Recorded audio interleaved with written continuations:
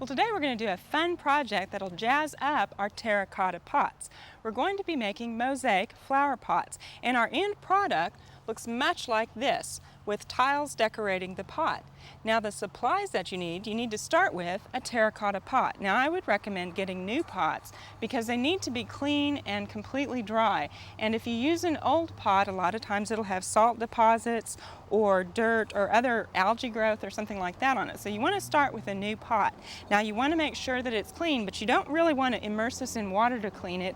But if you use a damp rag and just kind of wipe it off like that and then allow it to completely dry, you'll have a good surface to work on. Now the other thing that you need as far as supplies go, you need something to decorate with. Now tiles work really well. Pieces of tiles, if they're larger, you can break them up. Also rocks work well. Marbles will do very well, the flat type, or you can even use regular marbles. You could use broken plates, shells, anything that's kind of tough, but like you wouldn't want to use beans or something that would degrade in the water, but anything that will last for you, you can use that to decorate your pot with. You could use beads, anything like that. Now the other supplies that you need to get this done, you need an adhesive, a tile adhesive that you're going to use to attach your tiles or marbles or whatever to your pot. You're also going to need some mortar, which you use to fill in between the cracks. The other thing that you will need is some grout sealer. And actually this is grout as opposed to mortar. You need grout sealer because we want to make sure that this is waterproof when we get done. You'll also need a pair of gloves. A nice soft rag is good. A putty knife or something to spread your grout and also your adhesive with is good. A bucket of water and a sponge, you'll need that on hand, and also a hammer if you're going to use the tiles. Now the first thing, once we get started, we've got all our items here together, we want to go about breaking up our tiles, and there's a really good way to do this, so we're going to start off with that. Now to break your tiles up, you can just use a piece of newspaper, several layers thick here, and put your tile in there. You need to use some safety glasses for this because you never know if a piece of tile might come up. And then you take your hammer and you just fold the newspaper over and then just hammer on it. You want to have a firm surface underneath. And you can do a few and break it up, and then you can kind of go through and see what you've got and maybe break it up just a little bit more, like that. And kids can do this. This is a lot of fun to kind of beat on here. But again, it's really important to have this newspaper over it because it keeps it from splattering, keeps it from shattering, and you'll just have a better result if you use it in the paper. Now, I kind of like to use the smaller pieces because, again, we're working on a round surface, and so they work better. So I'll probably just hammer just a little bit more, and then I think we're ready to go ahead and start our process. Now we've got our items assembled and we're ready to start decorating our pot. If your tiles or rocks or whatever they are a little bit dirty or dusty, go ahead and wipe them off. If you use rocks and they need to be clean, wash those, let those dry thoroughly because both of your surfaces need to be clean in order for this to work. Now we just take our pot and we take our tile adhesive and we basically, you can use anything to spread, a putty knife works pretty well, and just spread this, not too awfully thick, and I would say no more than probably 1/8 to 1/4 of an inch thick around the pot, kind of like you're frosting cupcakes or something. And again, what we're doing right now is spreading this adhesive so that we can decorate our pot. Now if you have a very, very large pot, you can do this in sections because you want to get your tiles on here before this really starts to set up. Now it doesn't mean you have to do it immediately, it won't dry instantly, but you know, if you have a large area that you're working with, then you might want to do it in sections. I'm kind of trying to get it evened up here. Now you don't really need it on the bottom of the pot. We kind of have it here. Okay, now we've basically got that spread on, and then we start arranging our tiles. Now if you want to make a specific design, you could work with that just on a flat surface and then kind of transfer that, but I just kind of like to go at it randomly here. And again, you're working on a curved surface, So a lot of times your smaller pieces really will work a lot better. And you can put these close together, or you can spread them out far apart. You could mix between tiles and, say, marbles or something like that. One of the things that you probably will want to do is keep most of your items pretty close to the same thickness, because what you're going to end up doing is coming in here with grout. So we basically just place these on here. Now once you've got your tiles on here, you want to let this dry for 24 hours, and that will help it set up.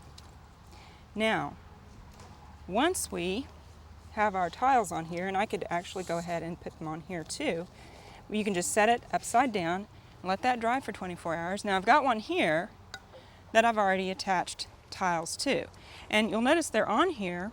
Now some of them may not be completely flush. As we look through here, you can see that they're coming up like that. I might need to use a little bit more glue in there, but for the most part they're on there very well. Now after this is set for 24 hours, you want to come back in with your grout and start filling in. Now what I've got here is grout that I've mixed up, and you can get either sanded or unsanded grout, and you can also get grout that's different colors. Now I've just gone with regular white grout, but there is grout that has different colors. There's also colorant that you can add to the grout, but make sure if you're wanting to add colorant, get colorant specific to the grout that you choose.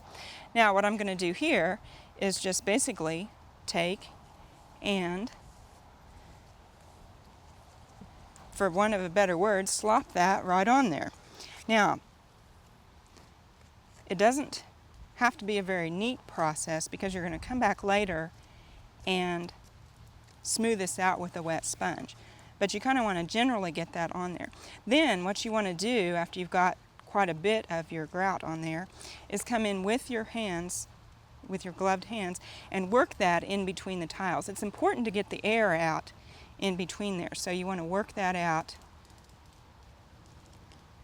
and just kind of work that in there. The other thing that you'll want to do is to get that pretty smooth in between where your tiles are, so that you don't have a lot of rough edges there. Now I'm basically going to work with this, and after I have this on here, I want to let it sit for about 30 to 45 minutes and kind of set up. And then we'll come back with a sponge and we'll smooth that out. After you've let your grout sit for about 30 minutes, you want to come in with a wet sponge and a bucket of water, and you're just going to basically kind of smooth that and wipe some of that excess off. And this is actually another one of those processes that'll take you a little while, because as you're doing this, you're going to want to smooth that out. And like here on the bottom, go ahead and remove the rest of that, and you'll basically just get any of that excess grout off of there. And I'll show you here. You want to get the grout off of the tile, but smooth it into the areas in between the tile. And like here around the top, you can also use that to smooth that up around the top. And as you work with this, I have a lot of excess grout on here, and you want to squeeze your sponge out in between. But just work at that, and over time you'll get that off of there. Now after you've got it all smoothed up, you can also kind of get our little edge here again. After you've got that all smoothed up the way you like it, then you're going to want to again let that dry for 24 hours. If it's really humid, you might want to even let it dry for 48 hours. And then what you're going to have after that is you'll have a pot that is pretty well ready to go. Now you can come back in here with your soft rag and remove the rest of a little bit of powder off of those tiles there, like that, and just work with that. You might need to scrape just a little bit, and if you can do that when it's still moist, get most of that grout off of there, you'll have an easier time of it at this point. But we're just going to kind of shine that up with a soft cloth. And the other thing that we want to do before we use this is we want to take our grout sealer. Now what this does is it makes it waterproof so that moisture doesn't get in there and help pop those tiles off. So get some grout sealer that will waterproof this, and just use a sponge brush or brush and brush that on both the outside of the pot and also on the inside of the pot, because you're going to want to make that so that that pot doesn't take up water and get the tiles wet from beneath. So your final step is to put your grout sealer on and again let it dry for about 24 hours, and then you'll be ready to plant some plants into your mosaic pot.